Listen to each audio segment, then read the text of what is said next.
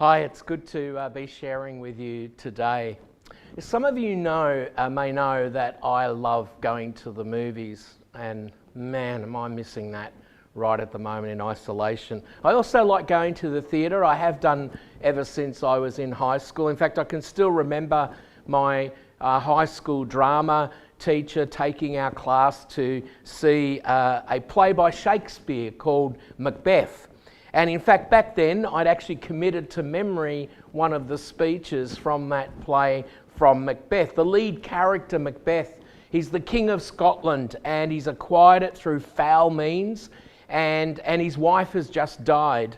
And he's very distraught, and he feels a grim shadow over his future, and he breaks out with what is now a famous speech that he speaks out to himself out loud. I'll read some lines and you'll get the drift of it. He says, "Tomorrow and tomorrow and tomorrow creeps in this petty pace from day to day. Out, out, brief candle. Life is but a walking shadow, a poor player that frets and struts his hour upon the stage, and then is heard no more. Life is a tale told by an idiot, full of sound and fury, signifying nothing." If you ask my wife and my son, there are times when I've broken out into the lines tomorrow and tomorrow and tomorrow, and I can assure you the groans that they give are very loud at that moment as I begin to go into Shakespeare's soliloquy. Macbeth, in that speech, it's the expression of his sense that life has lost meaning, that it's now useless, empty for him. And every day he's saying, this creeps day by day. The whole deal of life is on its way to dusty death. And so we're just like puppets playing our hour upon the stage. Macbeth had concluded that life is just meaningless. You know, that's the question that maybe people in frustration or in anger or in grief have asked about life. Is life just meaningless? I mean, some people might be feeling that way right now, locked at home in our lockdown and days just running into each other. And I found myself asking the question, what day is it today? Have you done that? I've lost track. And what's the point? Why bother? A few times I've said to my wife, going to bed at night, I've said, well, tomorrow it starts again, And that's the sense that we've had in this period that we're in. Maybe in the cold cloak of isolation that our city has been experiencing, it's very possible that you've been struggling or even having thoughts and feelings with this same question. Is it just meaningless? Well, we're going to look at a bunch of chapters over the coming weeks from a book of the Bible that actually is one of the most real and honest, sometimes even confusing books that are in God's Word, and it's the book of Ecclesiastes. But it's so relevant today, and it really can relate to the circumstances that we're in. The writer of Ecclesiastes takes an honest and frank journey in wrestling with the questions in life, the questions that dog many people in life, especially when we're faced with struggles or with grief or with real challenges. Questions like, what is the meaning of life? Why am I so unhappy? Does God really care? What is the point? And you maybe have entertained one or more of these questions at some point. The book of Ecclesiastes answers these questions and actually teaches us how we can live a meaningful life. And I've titled this series, Making Sense of Life. More than any other book in the Bible, Ecclesiastes captures that life actually can have a frustration and a futility in its fallenness. And we're going to see that while the writer raises the question, is it all just meaningless? He actually comes to the conclusion, yes, it is all meaningless if, now this is the real important part, if it's a life without God. If it's a life without God, then yes, life is futile, is the conclusion that he comes to. And Ecclesiastes is a book that acknowledges that life is actually complex, it can be enigmatic, sometimes it can be inexplicable, the things we go through. It can be uncontrollable and hard to understand. In fact, I'm reminded of American poet Carl Sandburg, who compared life to an onion. He said, you peel it off one layer at a time, and sometimes you just can't help but weep. And I think that sometimes life can be like that. Life can just plain be not enjoyable. You know, there are things I really miss doing in this ongoing isolation that we've had. And one of them is travel. Many of you will know that I love travelling, whether it's interstate or overseas, visiting friends and family. And there's been this meme going around at the moment. I'll show it on the screen now. And it's a bunch of people ready to line up for when the first plane begins to fly out. I don't know if you can see it. That's me third from the front there on the photo. No, I'm just kidding. It's not really. But you know, you might be feeling there are things you so wish that you could be doing at the moment. You're really feeling the loss of that. And honestly, in a more serious sense, there can be a grief at the things that we're losing, like connecting with people we love, connecting with the families that we have. And you know, the message of this book of Ecclesiastes is that there is a way. There is a way to find our way through the times in life when it just seems to not make sense, when it just seems to be even looking meaningless. And the message of Ecclesiastes is don't deny the disappointments. Don't ignore the struggles. They're actually part of life and they have to be endured. But no matter what is involved in navigating these times, there stands one above it all who we can look to, and that's our God. And so we're going to open up the book of Ecclesiastes. If you'd open up to right at the beginning, chapter 1. And as you do, let me give you a bit of background. Who wrote the book of Ecclesiastes? You know, nowhere in this book are we actually given a name of the author. But according to some biblical scholars, because of the descriptions that he gave of himself and the experiences, it would indicate that the writer is Solomon, King Solomon. It's actually got the kind of wisdom that he wrote, and it actually, the book does refer that the author is a son of David, and that he was a ruler over Israel. However, there are also some scholars who believe that it might be someone else, not Solomon, and in addition they refer to things like son of David could refer to many other type of people, and they also argue, well, if it was Solomon, why didn't he write the name I Solomon rather than I teacher at the beginning of Ecclesiastes? So it's a debated issue, but for the purpose of this series, I'm going to run with Solomon as the author. And it appears that whoever the people were that Solomon was writing to, they were apparently preoccupied with all kinds of social, political and economic issues.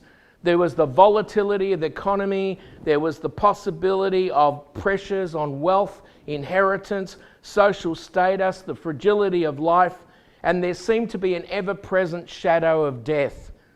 Pretty relevant today, hey? Those times, we are in such different times, and yet the issues can be so similar. So let's take a look at chapter 1. It starts off there in verse 1. The words of the teacher, son of David, king of Jerusalem. Meaningless, meaningless, says the teacher. Utterly meaningless. Everything is meaningless. You know, Solomon writes Ecclesiastes towards the end of his life, and he's looking back at what he's done and basically saying, I've done nothing. Everything is vain, meaningless, empty. Someone has said of this word that the word meaningless, it's actually the Hebrew word hebel. And they've said that this word hebel, that's translated meaningless. Some translations say vain, empty. They likened it to whatever is left after you break a soap bubble. Whatever's left over. I'm going to illustrate this myself. So I've got this pretty snazzy soap bubble thing, and I hope that I'm going to pull this off today. So if I just do this, there we have soap bubbles. They're going to pop, and then once they pop, there's nothing there. They're all going to be gone. They're going to vanish. It's nothing. And this writer is actually making the point, life, it's just like a soap bubble. It's just going to be there and then pop. It's gone. And that's what he's demonstrating in this particular verse. I like what Tommy Nelson says in his commentary on Ecclesiastes. He says, Solomon makes what can be a harsh observation of life. You may want to be immortal, but tough luck. You may want to be like King Tut and build a massive pyramid where you cram all your precious possessions in the hope that you'll take them with you, but you will go and they will stay. Your best case scenario is that someday some archaeologist will discover you and your goods, put them in a travelling exhibit so that children can sneak up and spook each other around your dead body. He basically goes on to talk about, people that die. At the end of that process, life is just going to go on for everybody else. And so he says that all is vanity, all is meaningless. That's life. You live, you die, and life goes on for everybody else. And Tommy Nelson, aren't you glad that you've tuned in to this positive, inspiring message today? But hold on, it is going to have hope in this message. Solomon's basically telling us, you can live your life, you can work as hard as you like, but in the end, there's going to be nothing that really is there at the end of life. You can add up all the money you have, you can count up all the awards you won in whatever venture you did, you can look at all the ladders that you climbed in life, you can mention about how popular you were with everyone else, but in the end, it's all going to amount to nothing. You can't take it with you when you die. He goes on, Solomon, verse 3, and he says here in verse 3, what do people gain from all their labours at which they toil under the sun? Notice that phrase, under the sun. That's an important phrase. It's actually found 29 times in the book of Ecclesiastes. The phrase under the sun is reflecting the outlook of Solomon, who's actually looking at life. And it's important to understand this in this book of the Bible, that Solomon's actually looking at the perspective on life from a human perspective, not from heaven's point of view. When life is looked at from an earthly perspective, he's actually saying it actually makes no sense. There's something beyond this world that puts everything into perspective. Let me illustrate this. Leonard Woolf was married to author Virginia Woolf, and he was a successful author in his own right, and he made millions of dollars off his writing. He was on the A-list for parties. He was known personally by presidents, kings, lots of really important people. Now, just before he died, he said this. He said, I see clearly that I have achieved practically nothing.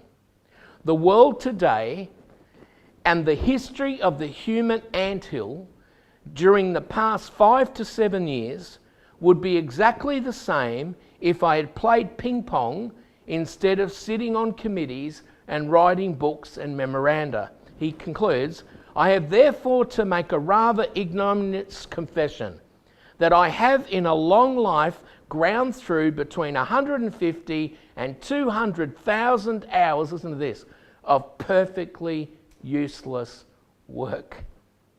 Leonard Woolf, like Solomon, discovered late in his life that actually a lot of the life he'd lived under the sun was meaningless. British preacher and author from the early 1900s, G. Campbell Morgan, had an interesting take here on the phrase under the sun. He says, this man has been living through all these experiences under the sun, not being concerned with things that are above the sun. He did this until there came a moment of truth in which he was reviewing his life. And indeed, there was nothing under the sun that he could actually satisfy life's longings. Campbell Morgan says, for you see, it is only as we take account of that which is over the sun, as well as that which is under the sun, that actually the things that are under the sun get seen in their true light. You see, the under the sun concept is about the life we live on this earth.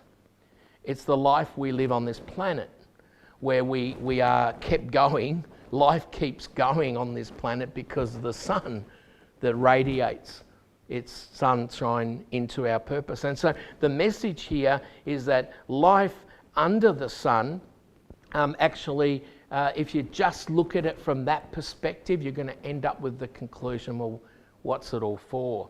Now, Solomon then goes and kind of wants to justify this conclusion that he's come, that life under the sun, life on earth, is meaningless unless you look beyond that.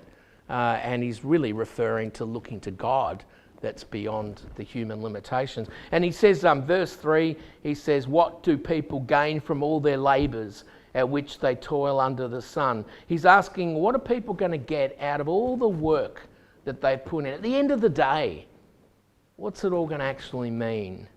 The word gain there can be translated profit. It's used 10 times in the book of Ecclesiastes. It's not actually used anywhere else in the Old Testament. And it's kind of meaning that which is left over. Solomon's asking, in the light of all the puzzles and problems of life, is there any advantage in the kind of life that we've been living that's focused on life on this earth? What's being said is that, if there is no purpose to life, then why are we living it? Why are we doing what we're doing? If nothing really matters, why bother? If life has no purpose attached to it.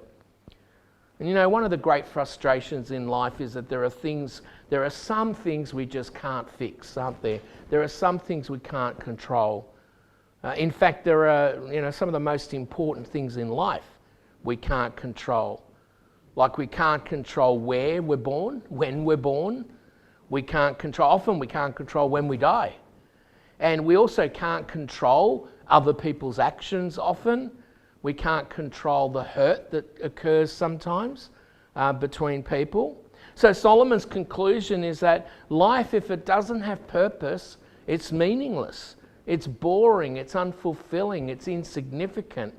Basically, Solomon is saying life without a purpose is pointless. And actually, Solomon wasn't on his own. Many reputed figures in society over decades, and in fact hundreds of years, have made the same conclusion. Let me quote a few. Isaac Asimov was a prolific science fiction writer, and he wrote, "As far as I can see, there is no purpose to life." Carl Jung was a famous psychiatrist. He says, "I don't know what the meaning or purpose of life is, but it looks like there should be something meant by it." Albert Ellis was a psychiatrist and inventor, and he said, "As far as I can tell, life has no special or intrinsic meaning or purpose." Bertrand Russell is a very well-known philosopher and atheist, and he said, "Unless you assume there's a God, the question about life's purpose is meaningless." Very interesting comment from Bertrand Russell. The passage continues, verse 4 here. "Generations come, generations go, but the earth remains forever. The sun rises and the sun sets, and it hurries back to where it rises. The wind blows to the south and turns to the north. Round and round it goes, ever returning on its course." Solomon here is proving a point that actually life goes round in circles. That it just keeps happening. It's kind of like by the time you put away the Christmas tree, before you know it, it's time to set the Christmas tree back up again. Or it's like running on a treadmill and you just expend a lot of energy and you kind of wonder, am I actually going anywhere? Solomon is actually providing to his listeners, he actually provides these 4 pieces of evidence that life just is one circular thing. It just goes round and round. He uses the earth. He says, well, the earth has been here since the beginning. Nothing's changing there. He says the sun, as sure as there is night, there's day. As sure as there's a dark, the sun's going to rise. And then he mentions the wind. He says the wind's constantly moving. One day it's going to go north and the next day it's going to go south. And we hear it and we feel it. But it can come and go. And then he mentions the sea. He's referring to the water cycle that that sustains life on planet Earth. He says, well, the sea doesn't change. It's going to keep raining and the rivers keep flowing into the sea. And so Solomon's making this reasoning. Actually, life is just one circular thing, unless we're going to look beyond it to where purpose comes from. Verse 8, he continues, all things are wearisome, more than one can say. The eye never has enough of seeing, nor the ear its fill of hearing. Whatever has been will be again. Verse 9, whatever has been done will be done again. And then he says, there is nothing new under the sun. Now, in a world of discontinuous change, you might be forgiven for raising your eyebrows and saying, Solomon, really? Is there really nothing new under the sun? I mean, 30 years ago today, there was no internet. We wouldn't be able to do this. There were no smartphones. There was no Netflix. Just 30 years ago. 6 months ago, there was no corona. Well, about 8 months ago now, there was no coronavirus. There were no isolation laws. There were no face masks rules. Solomon, how can you say that there is nothing new under the sun? Well, the key to understanding this is to see that Solomon is making a contrast between life under the sun and life above the sun. He's saying on earth, in this life, at the end of the day, whatever kind of superficial changes that have come in, whatever kind of human advances that we've made, whatever things keep coming in, there is still, at the end of the day, life and death. There is still the wind that comes and goes. There are still the oceans that are there forever. And then he says in verse 8, it's all wearisome. Wearisome. What he's getting at is, that if we're chasing after the things, the things that change and advance within our earthly thinking, that actually isn't going to lead to being satisfied. It's just going to get wearying. Let me give you an example. Do you remember the first mobile phone that you ever had? I do. My first one was like a brick. I'll show you a picture of it. That was my first mobile phone. It was just like one of those first mobile phones that came out. And being a gadget man, I went straight out and got one of the first mobiles that came out. In fact, I was one of the first members of the church staff that I was in to have a mobile phone back in those days. Now, you'd have thought all the communication dreams had come true when this first mobile phone got released in Australia. But then a few years later came a different one, a Nokia. And it was smaller, it had more features, and so I wanted that one. You can see a picture of that one. I wasn't happy with the previous one. I mean, this one was better. This one had more to give me. And then a few years after that, I got tired of that one. It was wearisome. I was tired of that. And then a new one came out. Oh, this was the first iPhone. Oh, so I looked at that and read up about it. And I thought, oh my goodness, I've got to get that. Wow, I've got to get that you can read, you can send emails, you can read emails, you can save music on it. And I was pretty jack of the previous one. I mean, I was tired of the previous one. I needed this new one, the iPhone. And do you hear the circular process that's going on? You're just getting caught up in one thing after the other, and the other gets tiring, and you're on this cycle where you're just eventually just going through all the motions of getting one after the other. See, whatever I'd got, I ended up being tired of it because another thing came. And what Solomon's pointing to the reality is that if that's what you think happiness is about, it's going to end up being like that soap bubble, just blows out. If that's what you think happiness is about. He says in verse 10, let's keep going from verse 10. Is there anything of which one can say, look, this is something new? It was here already long ago. It was here before our time. Verse 11, no one remembers the former generations, and even those yet to come will not be remembered by those who follow them. Solomon's continuing to build this line of reasoning, saying no matter what we try to do, no matter what we try to achieve, at the end of the day, if that's all we're looking at, life on this earth, our investment in what's happening here, then in the end it's actually going to be meaningless. It's not going to mean anything. And he's pointing to this truth. And so Solomon draws chapter 1 to a close with a couple of conclusions. Verse 13, he says, I applied my mind to study and explore the wisdom, all that is done. Notice this, not under the sun, all the wisdom that's under the heavens.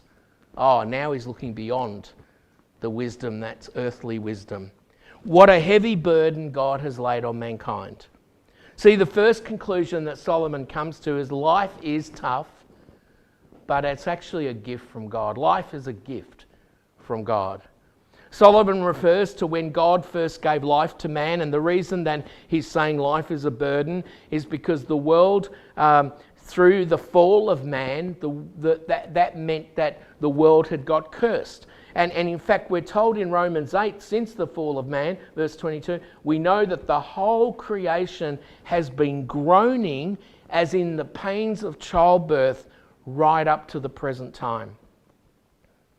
This is one reason why life is difficult. And there'll be a day when the Lord returns and we're going to be delivered from the groans and the pain that life brings. Life is difficult, but it is still a gift.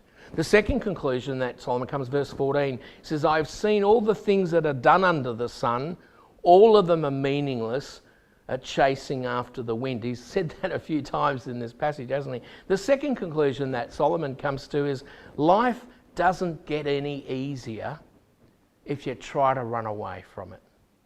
Life's not going to get easier if you try to run away from it. Running away from reality and trying to find temporary fixes isn't going to provide us with that deep down fulfillment that we need. I found it very profound to read what Steve Jobs, who many will know was the guru who developed Apple and the Apple Macintosh and all of that. And he penned this on his deathbed. He was dying and very profound. Let me read it. He said, I reached the pinnacle of success in the business world. In others' lives, my life is an epitome of success. However, aside from work, I have little joy. Isn't it interesting? In the end, wealth is only a fact of life that I'm accustomed to. At this moment, lying on the sick bed and recalling my whole life, I realise that all the recognition and wealth that I took so much pride in have paled and become meaningless in the face of impending death. He says, in the darkness, I looked at the green lights from the life-supporting machines and I hear the humming mechanical sounds and I can feel the breath of God of death drawing closer. Now I know when we have accumulated sufficient wealth to last our lifetime, we should pursue other matters that are unrelated to our wealth. Something that's more important. Perhaps relationships, perhaps art, perhaps a dream from younger days. Non-stop pursuing of wealth will only turn a person into a twisted being, just like I am. He continues, God gave us the senses to let us feel the love in everyone's heart, not the illusions brought about by wealth. And then he finishes, the wealth that I have won in my life, I cannot bring with me where I'm going. What I can only bring are the memories that I've got. And he goes on to talk about, Steve Jobs, very powerful words on his deathbed years ago. He seemingly had everything. I mean, his life epitomised total success. But he died feeling the regret of emptiness. He uses the word meaningless in that writing. He never took the time to turn to what God could have offered to him in that time. And when we run to God, we will find that he makes life worth willing. He makes life meaningful rather than meaningless. Philip Ing is worth billions of dollars. We're talking $12, $15 billion. He was in control of the Far East organisation. He was Singapore's richest man. And this is what he states. Listen to this. He says, I was always in search for a better life, a better me, a better everything. But I was just looking at the wrong things when I realised there is no better me and there is no better life and there's no better things without Jesus. Then it all snapped into place. Maybe we've got to look deeper. I treasure my faith more than anything, so I just wish that everyone could find that peace and joy that I found. It beats having a lot of money and the material things. We all have a missing piece. And for me, I discovered that missing piece was God through Jesus Christ. How about that? The richest man in Singapore, worth multiple $1 billion, had a missing piece. And no matter what we accumulate here on planet Earth, without God, there's always going to be something missing. It was Blaise Pascal that said, in all of us, there is a God-shaped vacuum which only He can fill.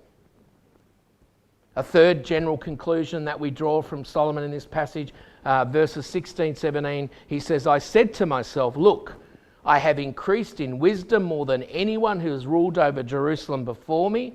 I have experienced much of wisdom and knowledge. Verse 17, then I applied myself to the understanding of wisdom and also of the madness and folly.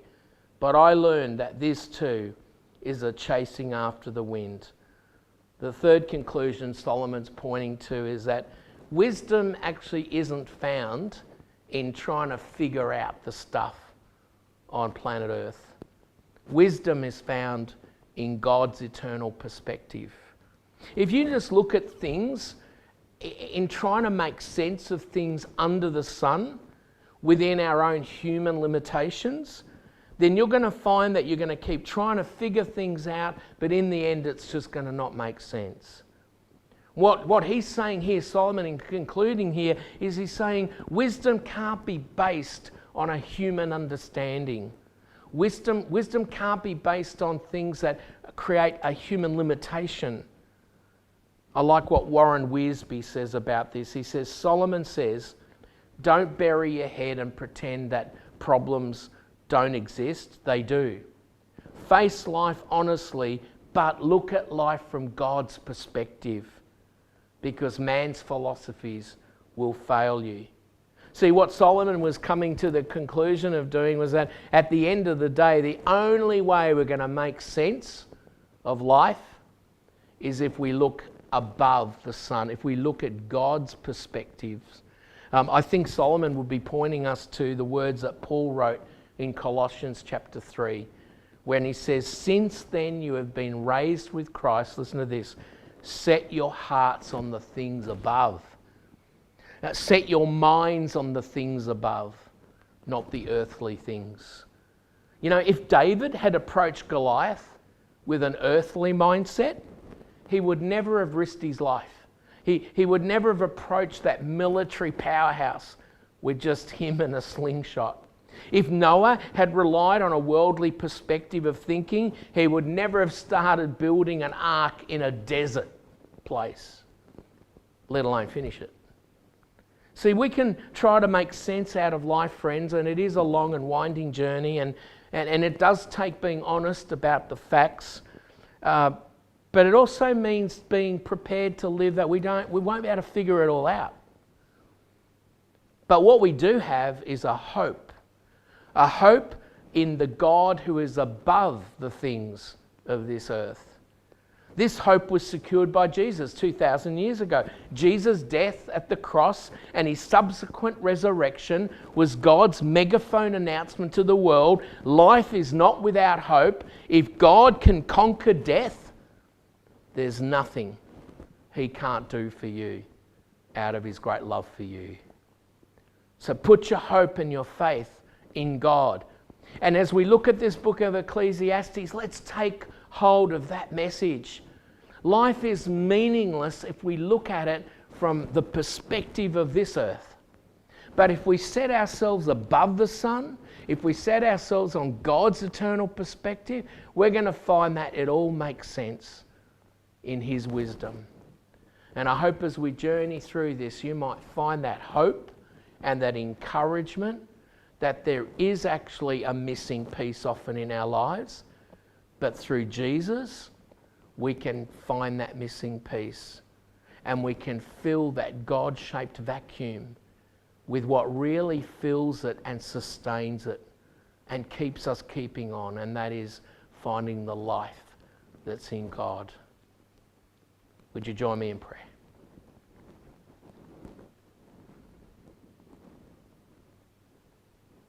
Our Father and our God, we thank you for the wisdom that we can open up the words of the Bible and we can have your Spirit breathe the truths out of it to us.